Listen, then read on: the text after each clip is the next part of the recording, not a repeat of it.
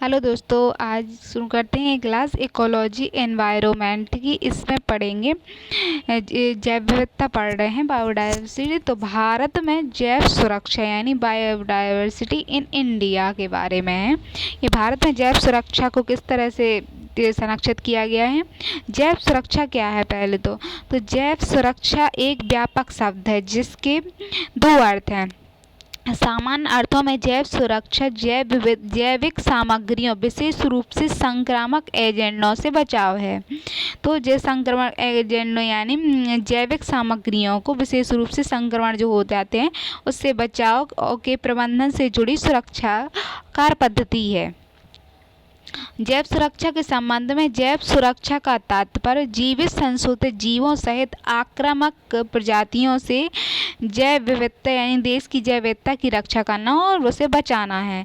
तो जीवित संशोधित जीव जो इन्हें संशोधित कर दिया जाता है तो उनको जो है आक्रामक प्रजातियों से बचाना है, रक्षा करना है। ये है जैव सुरक्षा का महत्व क्या है। तो पारिस्थितिक तंत्र को संरक्षित करने के लिए जैव सुरक्षा हानिकारक जीवों के परिचय या प्रसार को रोक कर, तो पारिस्थितिक तंत्र को संरक्षित करने के लिए यानी जो हानिकारक जीव हैं उनके प्रसार को रोकना है। फिर पारिस्थितिक संतुलन और स्थिरता बनाए रखने में मदद करता है। तो पारिस्थितिक तंत्र की संरक्षित करना क्या है कि जैव सुरक्षा यदि होगी तो हानिकारक जीवों के प्रसार को रोका जाएगा और पारिस्थितिक तंत्र संतुलित और स्थिर बना रहेगा। फिर है देसी प्रजातियों की रक्षा करना यानी जैव सुरक्षा जो है समग्र जैव विविधता में योगदान करते हुए मूल प्रजातियों के आवासों, उनकी आबादी की सुरक्षा सुनिश्चित करता है। तो देसी प्रजातियों की सुरक्षा सुनिश्चित करेगा, पारिस्थितिक तंत्र को सुरक्षित रखेगा, इसमें विलुप्त होने के जोखिम को कम करना है। यानी जैव सुरक्षा जो का उपाय हानिकारक जीवों के प्रसार के कारण विलुप्त प्रजातियों के विलुप्त होने के जोखिम को कम करता है कि हानिकारक जो प्रजातियां हैं वो ज़्यादा प्रसार करती हैं जिससे स्थानीय प्रजातियां जो हैं विलुप्त हो जाती है। उसके जोखिम को कम करने की यानी विलुप्त होने के जोखिम को कम करने के लिए जैव सुरक्षा उपाय है। आनुवांशिक विविधता यानी जैव सुरक्षा प्रजातियों के भीतर आनुवांशिक विविधता की रक्षा करना है जिससे बीमारी या जलवायु परिवर्तन जैसे खतरों के प्रति प्रतिरोधक क्षमता बढ़ती है। तो जैव विविधता को बनाए रखने के लिए आनुवांशिक विविधता है। फिर खाद्य सुरक्षा यानी फसलों, पौधों, और पशुओं की आनुवांशिक विविधता बनाए रखने के लिए जैव विविधता आवश्यक है। यानी फसलों की और पशुओं की विविधता बनाना है तो जैव विविधता आवश्यक है। और जैव सुरक्षा इन संसाधनों की सुरक्षा में मदद करता है और खाद्य प्रणाली को लचीला बनाने में मदद करता है। ये क्या नहीं जैव विविधता होगी तो खाद्य प्रणाली में एक नहीं तो दूसरी चीज़ पर रहेंगे, नहीं तो निर्भरता इस तरह होगी। फिर इसमें उदाहरण दिया गया जैसे 2002 में बीटी का पास था तो बीटी का पास को क्या है 2021-22 में 94% तक की कपास की खेती की गई जिसमें बीटी का पास है। 2002 में शुरू हुआ और 2021-22 तक 94% बीटी कपास का उत्पादन होता है जो आनुवांशिक संशोधित है। भारत में जैव विविधता सुरक्षा के लिए दिशा निर्देश की जैव विविधता सुरक्षा के दिशा निर्देश किस तरह हैं तो पढ़ते हैं। जैव विविधता के सुरक्षा के लिए दिशा निर्देश जो दिए गए हैं। भारत में आनुवांशिक रूप से निर्मित जीवों के निर्माण, आयात, अनुसंधान और रिलीज के साथ साथ ऐसे जीवों के उपयोग से बने उत्पादों को खतरनाक सूक्ष्म जीवों और आनुवांशिक रूप से निर्मित जीवों जिसमें जो खतरनाक जीव हैं उनके निर्माण, उपयोग, आयात, निर्यात, भंडारण नियम 1989 की नियमावली द्वारा नियंत्रित किया जाता है। तो भारत में आनुवांशिक जो निर्मित जीव हैं उनके निर्माण, आयात, अनुसंधान यानी उनके रिलीज के साथ उनको जो बाहर निकालते हैं तो आयात, निर्यात और उनके आनुवांशिक रूप से संशोधित जीवों के रिलीज के संबंध में, उपयोग और उत्पाद बनाने के संबंध में या खतरनाक सूक्ष्मजीवों के निर्माण के संबंध में जो कोशिकाएं हैं तो उनके उस पर प्रतिबंध या नियम के अनुसार काम करना पड़ेगा जिसमें निर्माण करना, उपयोग करना, आयात करना, नियंत्रण, निर्यात, भंडारण आदि के नियम हैं जो उनको नियंत्रित करता है। और नियम इसमें लगता है 1989 की नियमावली के द्वारा इन्हें नियंत्रित किया जाता है।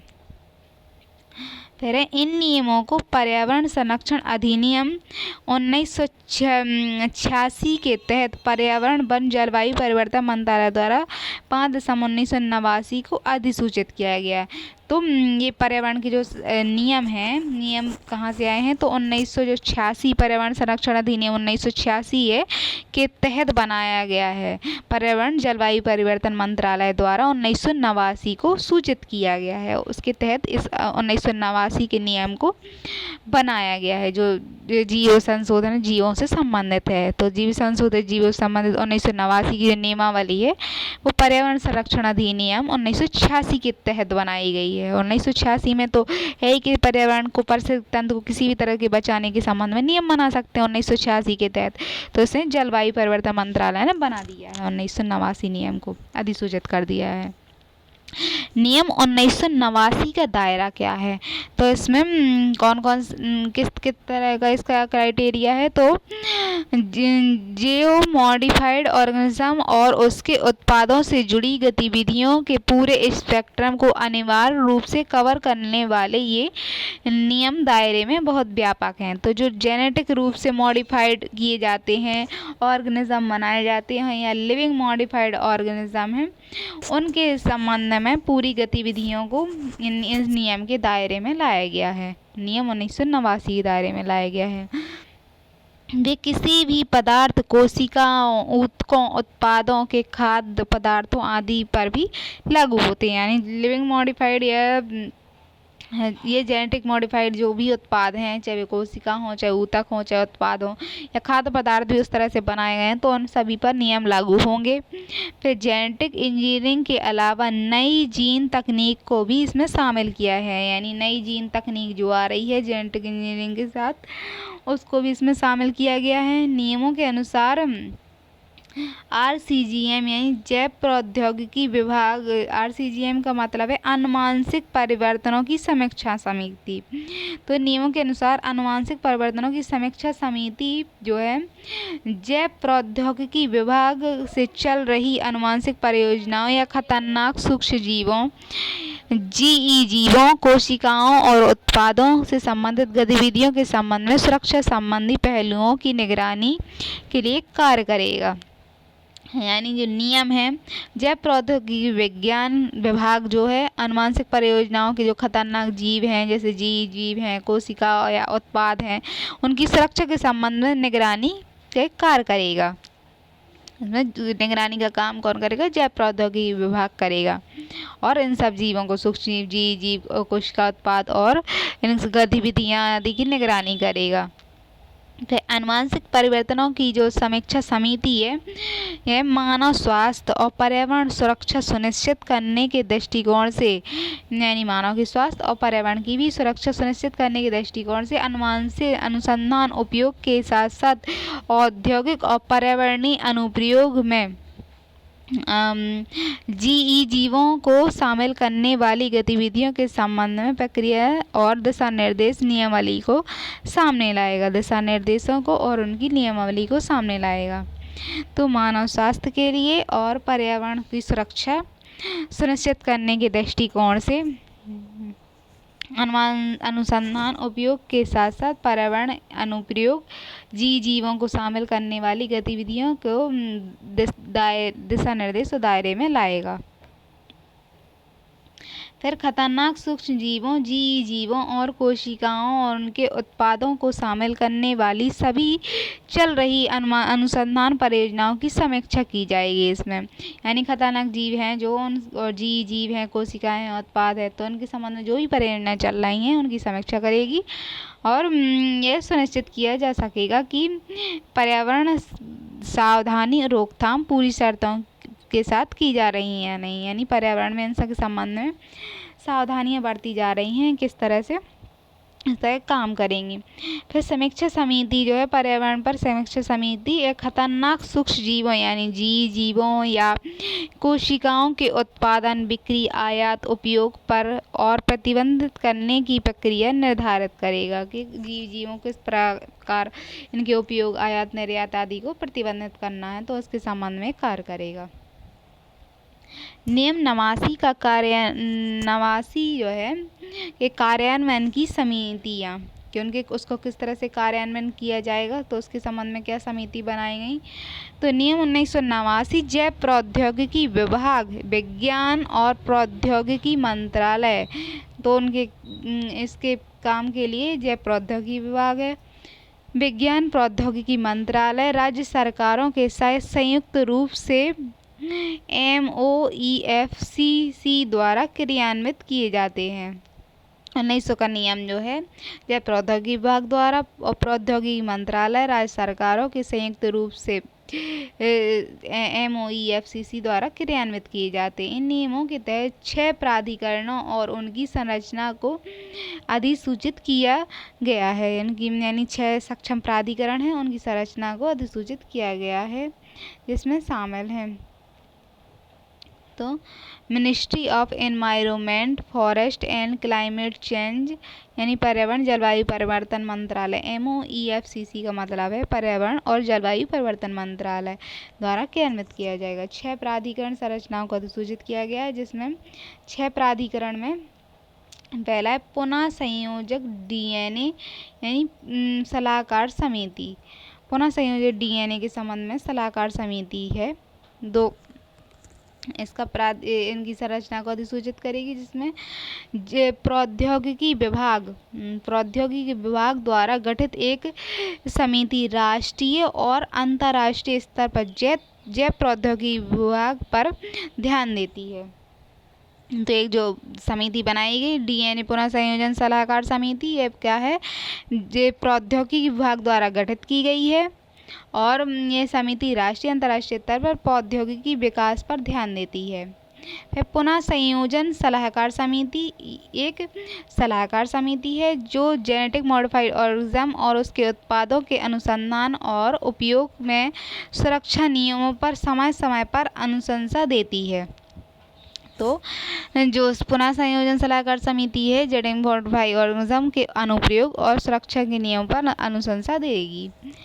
फिर दूसरे नंबर की समिति है संस्थागत जैव सुरक्षा समिति, IVCC। संस्थागत जैव सुरक्षा समिति में क्या है, ये आवश्यक है कि सूक्ष्म जीवों, पौधों, जानवरों, आनुवंशिक परिवर्तन से जुड़े अनुसंधान गतिविधियों को प्रत्येक संस्थान को IVCC का गठन करना होगा। यानी जो संस्था है जिसे जेनेटिक मॉडिफाइड ऑर्गेनिज्म संबंधित जो पौधे जानवर संबंध में जो आनुवंशिक परिवर्तन के कार्य करने हैं, गतिविधियां करनी है, तो उन्हें एक संस्थागत समिति की स्थापना करनी होगी।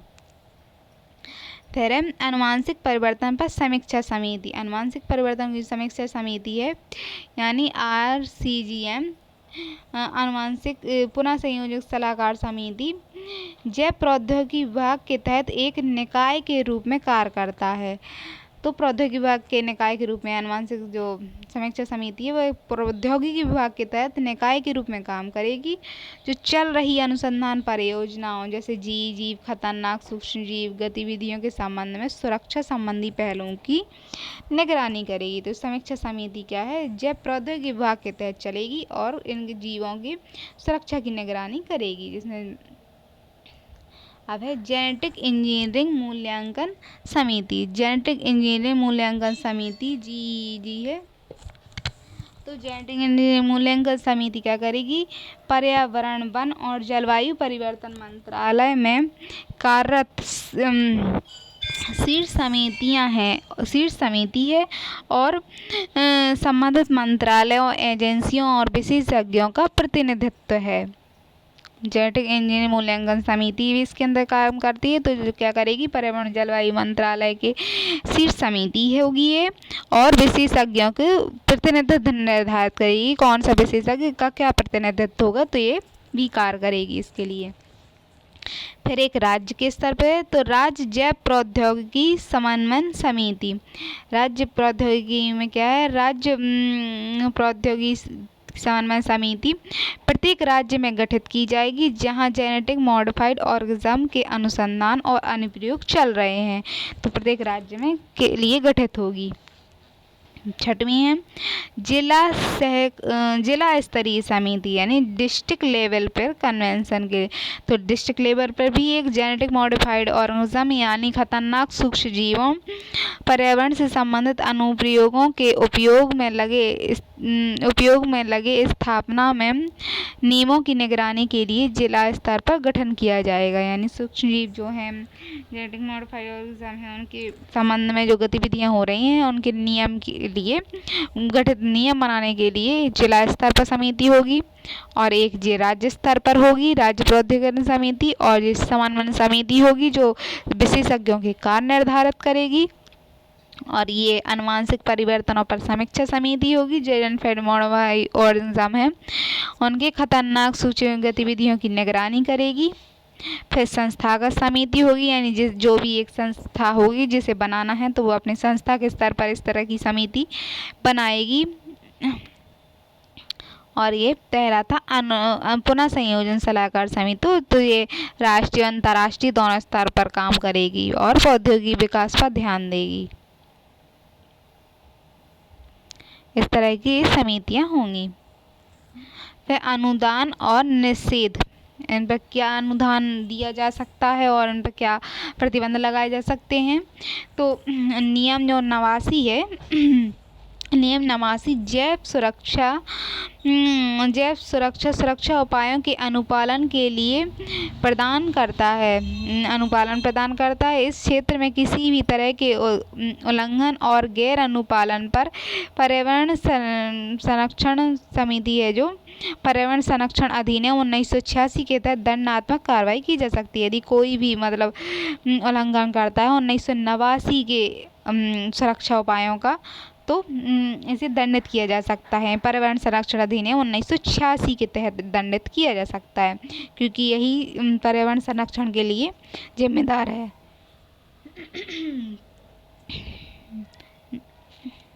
फिर है 1989 के तहत अनुमोदन और निषेध का सारांश नीचे दिए गए हैं जिसमें क्या है कोई भी निषेध क्या है इसका। तो कोई भी व्यक्ति GEAC यानी जेनेटिक इंजीनियरिंग अप्रोच कमेटी जो है कमेटी यानी जेनेटिक इंजीनियरिंग मूल्यांकन समिति, कोई भी व्यक्ति जेनेटिक इंजीनियरिंग मूल्यांकन समिति के अनुमोदन के बिना कोई भी जेनेटिक मॉडिफाइड ऑर्गेनिज्म के पदार्थ या कोशिका के आयात निर्यात निर्माण उपयोग बिक्री नहीं करेगा। तो जेनेटिक इंजीनियरिंग की मूल्यांकन समिति जो है उसके अनुमति के बिना कोई भी संस्थान या व्यक्ति इस तरह की गतिविधियां नहीं करेगा। इसका निषेध है 1989 का निषेध और उस पर प्रतिबंध है। फिर अनुसंधान उपयोग के लिए रोगजनक जीवकों या जेनेटिक मॉडिफाइड ऑर्गेनिज्म या कोशिकाओं के उपयोग की अनुमति, यानी अनुसंधान के लिए ऐसे जीवों की अनुमति दी जाएगी जिसमें केवल पर्यावरण संरक्षण अधिनियम 1986 के तहत उद्देश्यों के लिए प्रयोगशालाओं या अंदर की प्रयोगशाला क्षेत्रों में दी जाएगी। तो जो अनुमति दी जाएगी यदि प्रयोगशाला के लिए तो ये किस आधार पर दी जाएगी 1986 के जो अधिनियम है उसकी प्रयोगशाला के अंदर प्रयोग करने के लिए अनुमति दी जाएगी। आपकी संस्थागत जैव सुरक्षा समिति IBCS है जो संस्थागत जैव सुरक्षा समिति की निगरानी के साथ जैव मॉडिफाइड ऑर्गेनिज्म को शिक्षा के उद्देश्यों के उपयोग किया जा सकेगा। तो संस्थागत जैव सुरक्षा समिति है तो वो इसकी निगरानी करेगी और उसकी निगरानी में शिक्षा के लिए उपयोग किया जाएगा मॉडिफाइड ऑर्गेनिज्म का।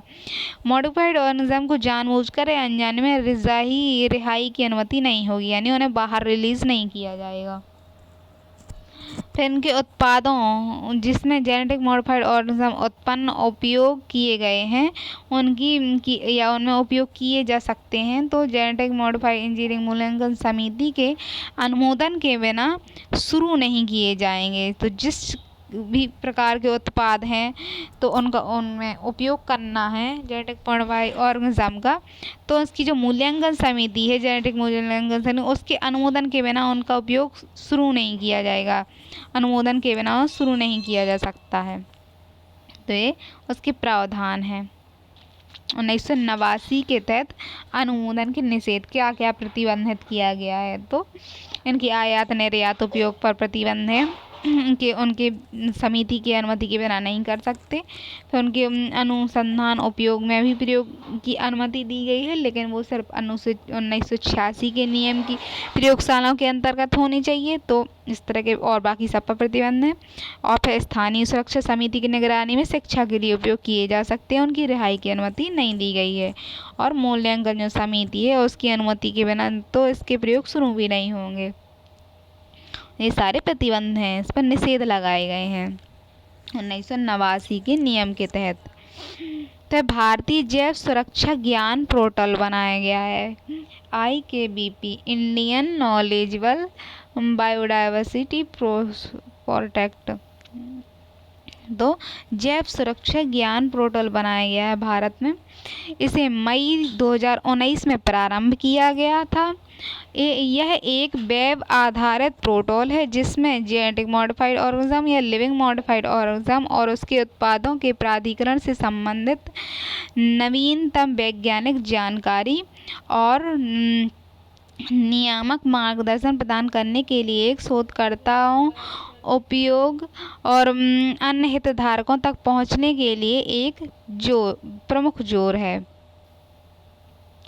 तो ज्ञान पोर्टल बनाया गया 2019 में प्रारंभ किया। इसमें मतलब जो ऑर्गेनिज्म है एक वेब पोर्टल है, यानी वेब आधारित वेबसाइट टाइप का है, जिसमें इनके उत्पादों के प्राधिकरण के संबंध में जानकारी होगी, मार्गदर्शन किस तरह से करना है, शोध उपयोग हस्ताक्षेप तक हस्ताक्षर धारकों तक पहुंचने के लिए प्रमुख जोर है। IKBP यानी जो पोर्टल है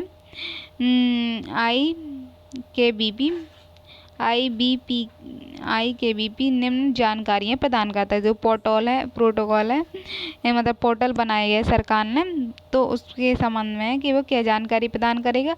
तो भारत में जेनेटिक मॉडिफाइड ऑर्गेनिज्म और लिविंग मॉडिफाइड ऑर्गेनिज्म की जैव सुरक्षा से संबंधित प्रासंगिक अधिनियम और नियम बताएगा। जो प्रोटोकॉल बनाया गया है तो सुरक्षा से संबंधित नियम और अधिनियम बताएगा। फिर सुरक्षा और नियंत्रित दिशा निर्देश की जांच सूची आदि बताएगा कि सुरक्षा किस तरह करनी है, और नियंत्रण के दिशा निर्देश की सूची बताएगा। फिर वैज्ञानिक जोखिम मूल्यांकन और जोखिम प्रबंधन योजनाओं सहित देश के जेनेटिक मॉडिफाइड ऑर्गेनिज्म और लिविंग मॉडिफाइड ऑर्गेनिज्म और उसके उत्पादों पर चल रही विभिन्न अनुसंधान गतिविधियों पर डेटा देगा। तो इसका तीसरा कार्य क्या है कि काम का करेगा। तो मॉडिफाइड ऑर्गेनिज्म है तो उनके उत्पादन पर चल रही विभिन्न अनुसंधान गतिविधियों का डेटा देगा कि किस प्रकार की अनुसंधान कार्य इस पर चल रहे हैं। तो उसके दिशा और सुरक्षा जोखिम के दिशा निर्देश देगा, और सुरक्षा से संबंधित अधिनियम नियम बताएगा। पहले तो अधिनियम नियम बताएगा, फिर दिशा निर्देश देगा सुरक्षा के संबंध में, और अनुसंधान जो चल रहे हैं उनके संबंध में गतिविधियों को डेटा देगा। फिर चौथा है कि राष्ट्रीय विकास और वैज्ञानिक जानकारी के लिए लिंक करेगा। तो अंतर्राष्ट्रीय विकास किस तरह करना है उसकी वैज्ञानिक जानकारी की लिंक देगा आपको। फिर है संस्थागत जैव सुरक्षा समिति IBCS जो है संस्थागत जैव सुरक्षा समिति पंजीकरण, नवीकरण और वार्षिक अनुपालन अभिलेख है। तो वार्षिक अभिलेख जारी करेगा ये। अब है पुनः संयोजन DNA सुरक्षा दिशा निर्देश, यानी पुनः संयोजक जो DNA है उसकी सुरक्षा के लिए दिशा निर्देश 1990 में बनाए गए। तो वे क्या दिशा निर्देश हैं? तो बाध्यकारी ये नहीं है। पुनः संयोजित DNA सलाहकार के दिशा निर्देश 1990 के जो दिशा निर्देश हैं वो बाध्यकारी नहीं है, लेकिन आवश्यक माने जाते हैं, और ये पौधों जीव जंतुओं पर होते हैं। तो पुनः संयोजित डीएनए के दिशा निर्देश में बाध्यकारी नहीं है लेकिन आवश्यक माने जाते हैं। यह दिशा निर्देश आनुवांशिक रूप से निर्मित जीवों से जुड़े डीएनए आनुवांशिक रूप से संशोधित जीवों के जुड़े अनुसंधान के क्षेत्रों को कवर करता है। आनुवांशिक रूप से जो बने जीव हैं उनके अनुसंधान के क्षेत्र को कवर करता है। ये हरे पौधों के आनुवांशिक परिवर्तन, टीके के विकास और आरडीएनए तकनीक और बड़े पैमाने पर उत्पादन और पर्यावरण में आरडीएनए प्रौद्योगिकी द्वारा प्राप्त तो ये क्या है, अनुसंधान क्षेत्र को कवर करते हैं जिसमें हरे पौधे जो हैं परिवर्तन होता है, उनका विकास होता है या आरडीएनए प्रौद्योगिकी का जो उपयोग हो रहा है उससे प्राप्त जीवों, जानवरों, उत्पादकों के जानबूझकर आकस्मिक रिहाई से संबंधित है। यानी जानबूझकर जो उनकी रिहाई कर दी जाती है उसके संबंध में है। फिर जो मेडिकल बायोटेक्नोलॉजी है इसके बाहर है, यानी मानव भ्रूण जो है, मानव भ्रूण की जेनेटिक इंजीनियरिंग इसके बाहर रखी गई है।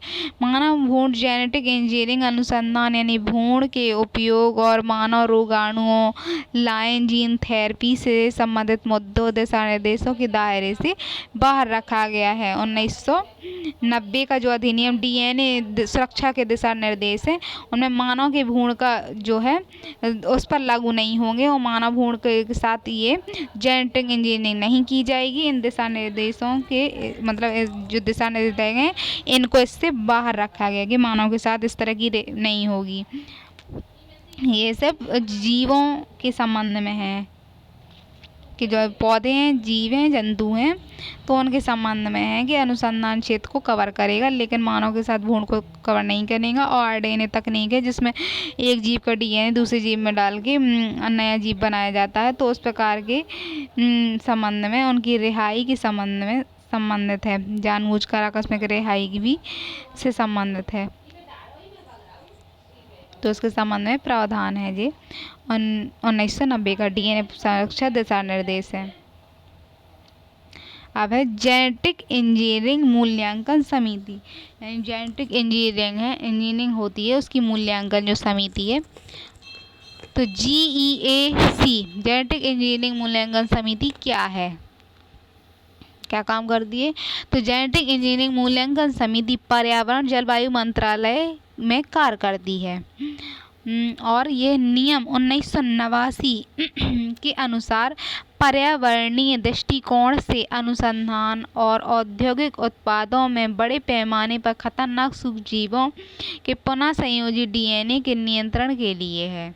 तो उद्योगों में अनुसंधान में जो जेनेटिक जीवों का उपयोग किया जाता है तो उनके नियंत्रण के संबंध में ये समिति है, जेनेटिक इंजीनियरिंग मूल्यांकन समिति, और पर्यावरण जलवायु मंत्रालय के अधीन काम करती है। नियम 1989 के तहत काम करती है और जलवायु पर यही वही है। फिर इसमें है कि संयोजन के उपयोग से संबंधित, यानी संयोजक हैं जो उनके उपयोग से संबंधित गतिविधियों के मूल्यांकन के लिए जिम्मेदार है। तो डीएनए संयोजित जीवों के नियंत्रण के संबंध में उनके मूल्यांकन के लिए जिम्मेदार है। फिर है यह समिति प्रयोग क्षेत्र परीक्षणों सहित पर्यावरण में आनुवांशिक रूप से निर्मित जीवों के उत्पादों को जारी करने से संबंधित प्रस्तावों के मूल्यांकन के लिए जिम्मेदार है। यानी जो यह प्रौद्योगिकी है इसमें परीक्षण किया जाता है जिन जीवों का, तो आनुवांशिक रूप से निर्मित जीव हैं उनके उत्पादों को उत्पाद के बारे में जारी करने, उत्पादकों को जारी करने और प्रस्ताव के मूल्यांकन के लिए जिम्मेदार समिति है। फिर है अध्यक्ष, जेनेटिक इसकी अध्यक्ष और सदस्य कौन होंगे? तो जेनेटिक इंजीनियरिंग मूल्यांकन समिति की अध्यक्षता पर्यावरण, वन और जलवायु परिवर्तन मंत्रालय के विशेष सचिव और अपर सचिव, यानी जेनेटिक मूल्यांकन की जो अध्यक्षता करेंगे तो पर्यावरण जलवायु परिवर्तन मंत्रालय है, उसके सचिव और अपर सचिव और जैव प्रौद्योगिकी विभाग के एक प्रतिनिधि के सह अध्यक्ष द्वारा इसकी अध्यक्षता की जाती है। उनके सचिव यानी पर्यावरण मंत्रालय के सचिव, उप सचिव और प्रौद्योगिकी विभाग के प्रतिनिधि द्वारा अध्यक्षता की जाएगी। वर्तमान में इसके 24 सदस्य हैं और ऊपर बताए गए क्षेत्रों में आवेदनों की समीक्षा करने के लिए यह हर महीने मिलते हैं। तो हर महीने मिलते हैं। इसमें 24 सदस्य हैं। कार्य क्या है? तो ये पर्यावरणीय दृष्टिकोण से अनुसंधान और औद्योगिक उत्पादों में खतरनाक सूक्ष्म जीवों के पुनः संयोजन के बड़े पैमाने पर उपयोग से संबंधित गतिविधियों का मूल्यांकन करते हैं। तो पर्यावरण में जो जीव का उपयोग हो रहा है आनुवंशिक संशोधित जीवों का, उनके मूल्यांकन गतिविधियों का मूल्यांकन करना इसका काम है। फिर है प्रयोगात्मक क्षेत्रों परीक्षणों सहित पर्यावरण में आनुवंशिक रूप से इंजीनियर जीवों उत्पादों की रिहाई के संबंध में मूल्यांकन करते हैं कि पर्यावरण में जीवों का रिहाई तो नहीं हो रही, तो रिहाई के संबंध में मूल्यांकन करते हैं। इसमें खतरनाक जीवों के पुनः संयोजन के उपयोग के संबंध में मूल्यांकन करते हैं। इस समिति या उसके द्वारा अधिकृत किसी भी व्यक्ति को पर्यावरण संरक्षण अधिनियम 1986 के तहत दंडात्मक कार्रवाई करने की शक्ति है। तो समिति जो है वो पर्यावरण संरक्षण अधिनियम 1986 के तहत दंड देने का अधिकार है। जैव सुरक्षा पर कार्टेजेना प्रोटोकॉल पहले ही पढ़ चुके हैं। तो कार्टेजेना प्रोटोकॉल क्या है इसमें ही बताया गया है। जैव सुरक्षा पर कार्टेजेना प्रोटोकॉल क्या है तो बता देते हैं। यह कानूनी रूप से बाध्यकारी अंतर्राष्ट्रीय समझौता है जो जैव विविधता अभिसमय का पूरक है। यह प्रोटोकॉल देशों के बीच जीवित संशोधित जीवों यानी लिविंग मॉडिफाइड ऑर्गेनिज्म की गतिविधियों को प्रतिबंधित करके जैव विविधता की रक्षा करना चाहता है। तो जैव विविधता की रक्षा करने से संबंधित है। देशों के भी जीवों के व्यापार आयात निर्यात या व्यापार जो रहा है उसके विनियमित करता है कार्टेजेना प्रोटोकॉल। यह सुनिश्चित करने के लिए कि पूर्व सूचित समझौते के लिए यह प्रक्रिया स्थापित करता है कि देशों के पास उनके क्षेत्र में लिविंग मॉडिफाइड ऑर्गेनिज्म की आयात के बारे में निर्णय लेने के लिए आवश्यक जानकारी यानी पूर्व सूची समझौता भी इसके साथ है कि जो देश अपने देश में कोई आनुवंशिक रूप से जैव विविधता जीव को मंगा रहा है तो उसके संबंध में उसे निर्णय लेने के देश के पास पूरी जानकारी सुनिश्चित हो पहले से, और वो यदि चाहे कि अगर उसके पर्यावरण को खतरा हो सकता है तो वो रोक सकता है। तो जैव सुरक्षा पर कार्टेजेना प्रोटोकॉल के उद्देश्य क्या हैं? तो यह प्रोटोकॉल का उद्देश्य आधुनिक जैव प्रौद्योगिकी से उत्पन्न यानी लिविंग मॉडिफाइड से के सुरक्षित हस्तांतरण संचालन उपयोग सुरक्षा के पर्याप्त स्तर को सुनिश्चित करने में योगदान देना है। यानी जिस देश में भेज रहा है उसके सुरक्षित उपयोग हो योगदान देना है, और जो जैव विविधता के संरक्षण सतत उपयोग और प्रतिकूल प्रभाव डाल सकता है तो उनका संरक्षण सतत उपयोग करना है, और उनके प्रतिकूल प्रभाव डाल सकता है तो उसका प्रबंधन करना है इसका काम है। स्वीकार किया कार्टेजेना प्रोटोकॉल तो 29 जनवरी 2000 को CVD के पूरक समझौते के रूप में अपनाया गया था, जिसे 11 सितंबर 2003 को लागू कर दिया गया। भारत जैव सुरक्षा पर कार्टेजेना प्रोटोकॉल का एक हस्तांतरणकर्ता देश है। तो भारत हस्ताक्षरकर्ता देश है भारत भी। 2003 में भारत ने पुष्टि की, 23 जनवरी 2003 को इसकी पुष्टि की थी कार्टेजेना प्रोटोकॉल की। फिर जीवित संशोधित जीव यानी लिविंग मॉडिफाइड ऑर्गेनिज्म, इसके संबंध में बताया गया कि क्या है ये लिविंग मॉडिफाइड ऑर्गेनिज्म। तो प्रोटोकॉल एक जीवित संशोधित जीवों को किसी भी जीवित जीव के रूप में परिभाषित करता है जो कि आधुनिक जैव प्रौद्योगिकी उपयोग के माध्यम से प्राप्त आनुवंशिक सामग्री का एक अनूठा संयोग है। जीवित जीवों को ये परिभाषित करेगा। प्रोटोकॉल जो है कार्टेजेना प्रोटोकॉल जीवित संशोधित जीवों को परिभाषित करेगा जो कि आनुवंशिक जीव की सामग्री का उपयोग करके बनाया गया है, यह संयोजन है। तो जीवित जीव का अर्थ किसी भी जैविक इकाई से है जो आनुवंशिक सामग्री के स्थानांतरित करने या प्रतिकृति मतलब उसी की जैसी बिल्कुल हूबहू प्रतिकृति करने या उसी तरह का जीव बनाने या जीवाणु रहित जीवों वायरस वायरोसाइड आदि इसमें शामिल है बनाने के लिए सक्षम है। फिर शासकीय निकाय इसको कौन नियमित करता है? प्रोटोकॉल के शासकीय निकायों को प्रोटोकॉल के लिए पार्टियों की बैठक के रूप में सेवारत कन्वेंशन के लिए पार्टियों के सम्मेलन बुलाए जाते हैं, जिसमें कॉप बोलते हैं यानी पार्टियों के सम्मेलन होते हैं। तो कॉप कहा जाता है उन्हें। उन कॉप में सदस्य देश आते हैं। तो इस निकाय का मुख्य कार्य प्रोटोकॉल के कार्यान्वयन की समीक्षा करना और उसके प्रभावी संचालन को बढ़ावा देने के लिए आवश्यक निर्णय लेना है। यानी जो प्रोटोकॉल हो रहे हैं, कॉप इसको नियमित करता है कि अब लक्ष्य क्या है, आगे कैसा काम करना है। तो कॉप के जो निर्देश हैं उनको कार्य करता है। तो इसका कार्य उन जो निर्देश दिए गए हैं उन कार्यों के प्रोटोकॉल की समीक्षा करना है और कार्यान्वयन करना है और संचालन को बढ़ावा देना, निर्णय लेना है। प्रोटोकॉल के तहत निर्णय केवल प्रोटोकॉल के पार्टियों द्वारा ही लिया जा सकता है। तो कॉप के जो सम्मेलन होते हैं उनकी पार्टियों के द्वारा ही निर्णय लिए जाएंगे और कन्वेंशन की पार्टियों प्रोटोकॉल की पार्टी नहीं है। केवल कॉप या MOP की बैठकों की कार्यवाही में पर्यवेक्षक के रूप में भाग ले सकते हैं। अब जो ऐसे देश जो कॉप की पार्टी के भाग नहीं हैं तो वे सिर्फ पर्यवेक्षक यानी देखने बस आएंगे और उसमें भाग नहीं लेंगे, उसमें बोलेंगे, हस्ताक्षर नहीं करेंगे। जैव सुरक्षा प्रोटोकॉल क्या है? जैव सुरक्षा का प्रोटोकॉल क्या है? तो ये सुनिश्चित करने के लिए एक अग्रिम सूची समझौता प्रक्रिया स्थापित करता है कि देशों को अपने क्षेत्र में ऐसे जीवों के आयात से सहमत होने से पहले सूचित निर्णय लेने के लिए आवश्यक जानकारी प्रदान की जाती है। यानी जैव सुरक्षा प्रोटोकॉल का क्या है? तो ये जो देश आयात कर रहा है अपने देश में उस जीव को या उस उत्पाद को, तो उसके निर्णय लेने के संबंध में उसके पास आवश्यक जानकारी होनी चाहिए। तो जानकारी प्रदान करता है जैव सुरक्षा प्रोटोकॉल। इसमें पर्यावरण और विकास पर रियो घोषणा की ऐतिहासिक दृष्टिकोण शामिल है। तो रियो घोषणा है उसमें जो घोषणा की गई थी रियो डी जेनेरो में पर्यावरण विकास के लिए, तो उसका क्या दृष्टिकोण है ये उसमें शामिल है इस प्रोटोकॉल में, कार्टेजेना प्रोटोकॉल में। फिर प्रोटोकॉल जो है व्यवहारिक आवश्यकताओं के लिए प्रदान करता है, जिसमें व्यवहारिक आवश्यकता जिसमें लिविंग मॉडिफाइड ऑर्गेनिज्म के सक्षम आवागमन में योगदान करने के लिए माना जाता है।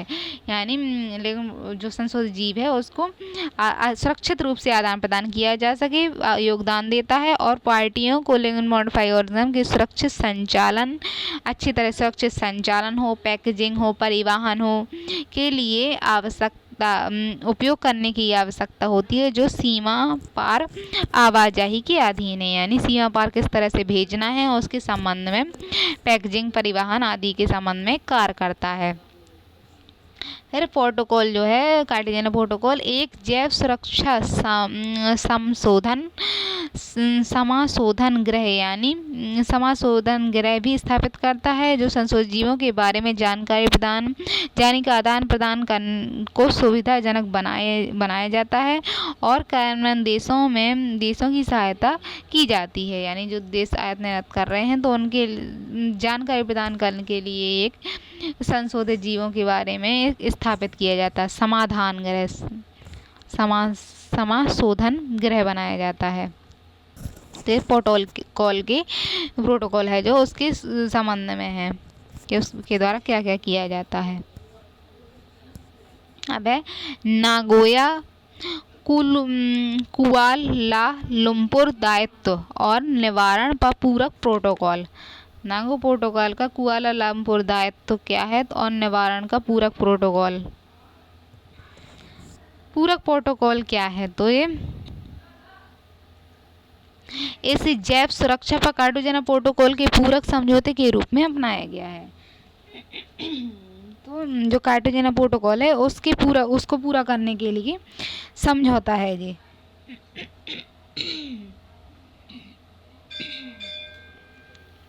कार्टेजेना प्रोटोकॉल को पूरक समझौते के रूप में अपनाया गया है। ये बाध्यकारी समझौता जिसमें यह प्रावधान है कि लिविंग मॉडिफाइड ऑर्गेनिज्म में होने वाली क्षति की स्थिति में राज्य को ऑपरेटरों को प्रतिक्रिया उपाय करने की आवश्यकता होगी। तो जो लिविंग मॉडिफाइड ऑर्गेनिज्म की क्षति होती है या उनका कोई नुकसान होता है तो राज्यों को प्रतिक्रिया उपाय करने की आवश्यकता, राज्य उस पर प्रतिक्रिया करेंगे।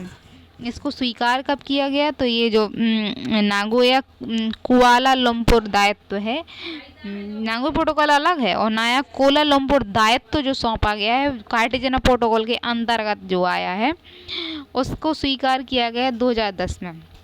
2010 को जापान के नागोया में आयोजित जैव सुरक्षा कार्टेजेना प्रोटोकॉल की बैठक के रूप में तो नागोया का जब प्रोटोकॉल हुआ तो उसी बैठक में क्या हुआ, इसको भी स्वीकार सम्मेलन की 5वीं बैठक में अपनाया गया है। इसको 5वीं बैठक में अपनाया गया था और यह 5 मार्च 2018 को लागू हो गया। तो ये कुआलालंपुर प्रोटोकॉल है जी, कुआलालंपुर दायित्व है नागोया प्रोटोकॉल की 5वीं बैठक में से 2010 में नागोया में अपनाया गया है, 2018 में लागू हो गया। तो ये रिवीजन भी समाप्त हुआ। मिलेंगे नेक्स्ट क्लास।